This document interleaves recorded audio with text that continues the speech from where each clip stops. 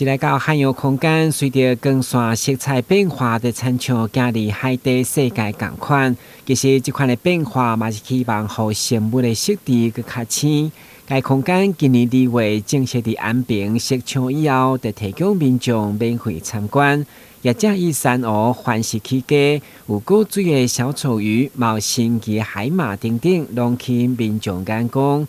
其中伫海底，人讲亲像山仔干，竟然是高细软，要互大家开眼界嘛，重知识。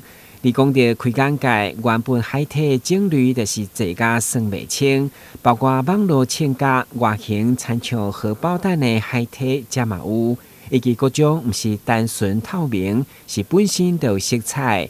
加看心情真正会当放松，而且民众若想要饲，嘛有专业的评估。那如果说民众一般想要带回家饲养的话，先要看居家的环境会不会过热。如果过热的话，是不是要搭配冷水机？那如果是养珊瑚类的，可能需要搭配蛋白机。对，我们都有配套措施，那可以供民众去选择。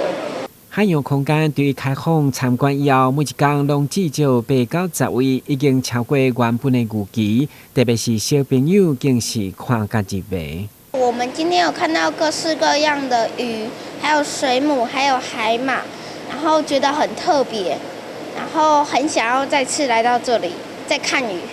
会想带回去养吗？会。海洋空间有教育、有娱乐的效果，互业者有扩大一步一步成立观光工场的想法，嘛借此带动安平观光。在安平这边成立这种海洋生物的这个推广，就是希望说大家多认识一下这些海洋生物。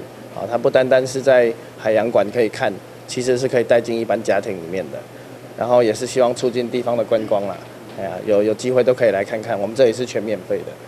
占地200平的空间，有专台品种上济、数量嘛上济海洋生物，欢迎你做回来亲近。台南新闻管制采访报道。